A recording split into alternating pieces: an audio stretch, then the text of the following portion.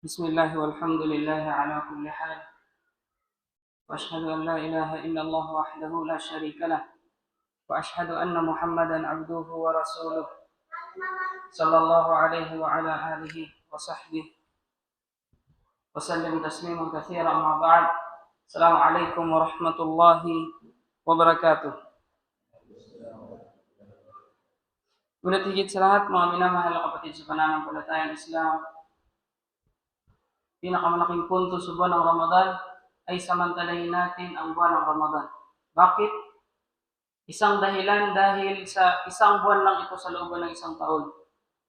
At alam natin na meron tayong mga nakasama dati, kasama na katabi natin magsala, kasabay natin mag-fasting, kasabay natin mag-iftar, ngayon kinuha na sila ni Allah, nauna na sila sa atin. At katotohanan na susunod din tayo sa kanila. At meron tayong mga kasama dati, na buhay pa hanggang ngayon, pero nawala na sa Islam. Kaya naman katotohanan na si Allah ang pumipili. Siya ang pumipili kung sino ang karapat-dapat na sumamba lamang sa Kanya. Subhanallah mga kapatid, napakaswerte natin ng mga balik Islam dito sa Dipolog. Wallahi, merong mga balik Islam na nagsasala ng tarawih ngayon sa mga bahay nila at hindi nila alam kung tama ba yung pagsala nila. Merong mga balik Islam na nagsasala sa ibang masjid na para silang mga saling pusa. Kasi hindi nila naiintindihan yung lecture. Kaya naman tayo, mga kapatid, samantalahin natin ang buwan na ito at bawat pupunta tayo sa masjid, kapag may lecture, huwag niyong hayaan na uuwi kayo na wala kayong natutunan na kahit na isang aral lamang sa Islam. Subhanallah. So, magpatuloy tayo sa kada gabi sa buwan ng Ramadan sa pagbibigay ng hadith.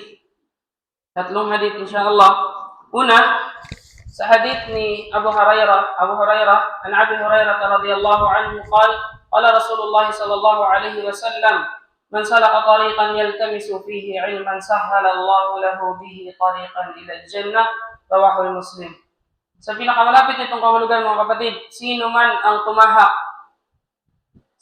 tumahak sa landas upang maghanap ng kaalaman, papadaliin ni Allah para sa kanya ang landas patungo sa Jannah, patungo sa paraiso. So sa hadith na ito mga kapatid, para naman ang sa ganun, hindi tayo mahirapan, magbigay tayo ng 5 punto. At insyaAllah, i-memorize nyo ang mga punto na yun at ituro nyo sa inyong pamilya at higit sa lahat sa buhay natin. Una, ano ang tinutukoy na ilm? Ano ang tinutukoy na kaalaman sa hadith? Mga kapatid, hindi ito basta kaalaman na tinutukoy sa makamundo lamang. Ito ay ilm o kaalaman na nagpapalapit kay Allah sa kaalaman sa tauhid, kaalaman sa salah, kaalaman sa halal, sa haram, kaalaman sa sunnah ni Propeta Muhammad sallallahu alaihi wasallam. Kagaya ng sinabi ni Imam Nawawi, rahimahullah, sa pagpaliwanag niya ng hadith na ito, ang tinutukoy dito na kaalaman ay ang kaalaman patungkol sa relihiyong Islam na nagpapalapit sa kaluguran ni Allah. Pangalawa mga kapatid, bakit mataas ang antas ng mga naghahanap ng kaalaman? Sinabi ni Allah, "Yarfa'illahu alladhina amanu minkum walladhina utul ilma darajat." Ang kaalaman mga kapatid ay nagpapataas ng antas sa dunya dito sa mundo at sa kabilang buhay. Hindi kagaya ng kaalaman ng pakamakамundong bagay ay itataas ka lang dito sa mundo, pero ang kaalaman sa Islam, itataas ka sa mundo at sa kabilang buhay. Kabilang ito sa kagandahan ng relihiyong Islam. Sinabi ni Imam Ahmad rahimahullah, ang tao ay higit na nangangailangan. Tandaan natin kapatid, ang tao ay higit na nangangailangan ng kaalaman kaysa pagkain at pag-inom. Subhanallah. Pangatlo, ano ang benepisyo ng paghahanap ng kaalaman? Una, pinapadali ang daan papunta sa Jannah. At ang mismong nangako nito ay si Propeta Muhammad. Nangako si Propeta Muhammad na kung maghahanap ka ng kaalaman, mapapadali ang landas mo papuntang paraiso. Pangalawa, ililigtas ka sa mga fitna. Sa mga fitna o sa mga pagsubok. Lalo na sa panahon natin ngayon, mga malayang ideolohiya, haram na kabuhayan, pagkalito sa relihiyon, at isa pa mga kapatid, ang kaalaman sa Islam ay bibigyan ka ng proteksyon. Sinabi ni Ibn al-Qayyim rahimahullah, ang kamangmangan ang kamangmangan ang ugat ng bawat kasalanan. Pangatlo, ginagawang gabay ang buhay. Ano ibig sabihin? Kung walang kaalaman. Literal lang, kung walang kaalaman, bulag ang direksyon. Pang-apat na punto, ang resulta ng paglayo sa paghahanap ng kaalaman. Una, madaling malinlang ni Shaytan. Pangalawa, nadadala sa kung ano yung nauuso. Isa pa, mas sumusunod sa emosyon o sa kagustuhan ng sarili, imbis na sa batas ni Allah, sa Quran at sa sunnah ni Propeta Muhammad sallallahu alaihi wasallam. Binanggit ni Allah sa banal na Quran, "Fa'lam annahu la ilaha illallah." Alamin mo, Muhammad, katotohanan, walang ibang Diyos na dapat sambahin maliban kay Allah. Pansinin natin mga kapatid, inuna ni Allah ang kaalaman bago ang salita at ang gawa. Mga kapatid, ang hadith ay nagsasabi ng man salaka tariqan. Sino man ang tumahak na landas. Ang landas na ito ay maaari na ito ay ang pagpunta mo sa masjid para makinig ng mga lecture, maaari na pagbabasa mo ng Quran sa tafsir nito, pagbabasa ng mga libro patungkol sa relihiyong Islam, at ang paghahanap o pakikinig, pagtatanong sa mga mapagkakatiwalaang ulama. At panglima, panghuling punto, paano natin isasabuhay ang hadith na ito? Una mga kapatid, maglaan ka ng oras sa sarili mo. Paglaan ka ng oras, kapag meron kang nabalitaan na lecture sa masjid, na maiintindihan mo ang lecture, weekly, dito sa atin sa Lower Dicayas, meron tayong weekly na lecture, walang trabaho, karamihan sa mga tao, walang pasok, kaya pagkakataon nito, pag narinig mo na may lecture sa masjid, agad-agaran kang pumunta. Hindi na kailangan pa na pilitin ka ng tao kasi para yun sa'yo kapatid. Pangalawa, linisin mo ang iyong intensyon. Ang kaalaman ay hindi para sa debate o para sa papuri ng mga tao. Sinabi ni Sufyan al-Thawri rahimahullah, ang kaalaman ay tinatawag na kaalaman kung ito ay nagbubunga ng takot kay Allah. Ibig sabihin, kung ikaw ay patuloy na naghahanap ng kaalaman at ito'y walang bunga ng pagkatakot kay Allah, merong mali sa iyong pamamaraan. Pangatlo at panghuli, kung paano natin isabuhay ang natutunan. Ganun lamang kasimple. Mga kapatid, ang tunay na alim, ang tunay na maalam sa Islam ay isinasabuhay ang kanyang mga natutunan. At ang resulta nito, kapag ito ay sinabuhay mo mga kaalaman sa Islam, nagiging matatag ang iyong pamilya, nagiging malinis ang iyong kabutihan, nagiging matuwid ang iyong akida, at nagiging matiwasay ang iyong kamatayan, at lahat ito ay magsisimula sa paghahanap ng kaalaman. At sa pangalawang hadith mga kapatid sa Islam, hadith ni Abu Hurairah din, radiyallahu anhu, ang isang lalaki ay nagsabi kay Propeta Muhammad sallallahu alaihi wasallam, "Awsini, bigyan mo ako ng payo."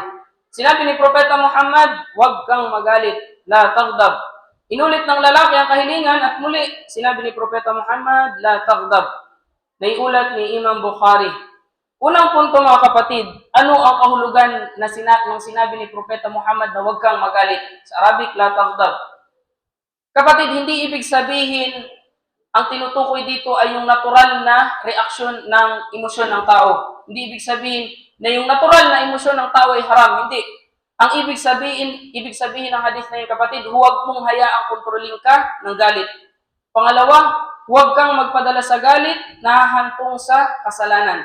Sinabi ni Imam Nawawi rahimahullah, ang kahulugan nito ay iwasan ang mga sanhi ng galit at kontrolin ito kapag dumating. Ibig sabihin, kung alam mo na ang bagay na yan ay magdudulot para magalit ka, iwasan mo. At kung nagalit ka na, kontrolin mo kapag dumating na ito sa iyo. Pangalawang punto mga kapatid, bakit paulit-ulit na sinabi ni Propeta Muhammad ang payo niya ng la taghdab? Nagtanong ulit, la taghdab, huwag ka matakot.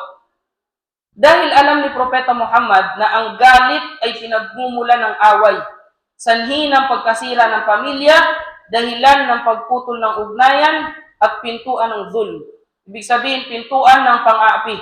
Sinabi ni Ibn Rajab al-Hanbali rahimahullah, pinagsama ng hadith na ito ang lahat ng kabutihan sa pag-uugali. Bakit?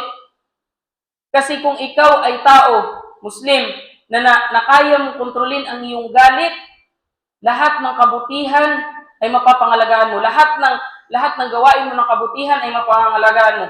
Pangatlo, anong benepisyo ng pagkontrol sa galit? Mga kapatid, sinabi ni Propeta Muhammad, Laysa shadidu bisur'a, bisur'a, innama shadidu alladhina yamlikuna nafsahu 'inda al-ghadab. Naiulat ni Imam Bukhari at Muslim.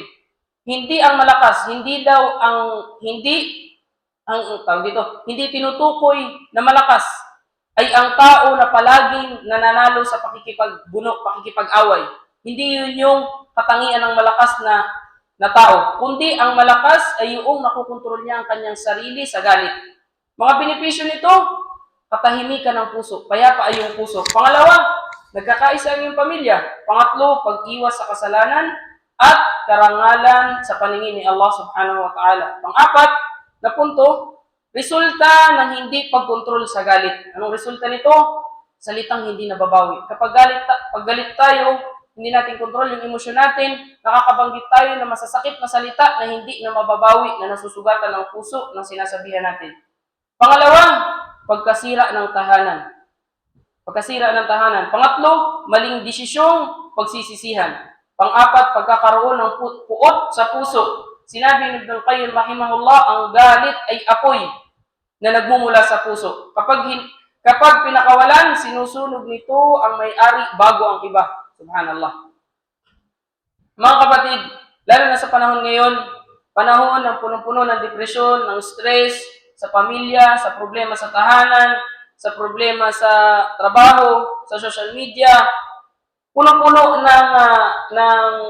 kumbaga, punong-puno ng tulay para magalit ang isang tao. Kaya naman, pangalagaan natin ang ating sarili, kontrolin natin ang ating mga emosyon. At pinakapanghuling punto, paano kontrolin ang galit?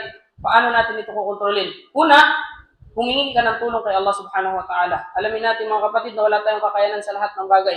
Kahit na isang segundong paghinga, wala tayong kakayanan. Sabihin mo, pag inabutan ka ng galit, sabihin mo, A'udhu billahi minasyaitanir rajim. Pangalawa, manahimik ka. Dahil ang katahimikan ay ang ligtas na desisyon. Pangatlo, baguhin mo ang posisyon mo. Kung nakatayo ka, umupo ka.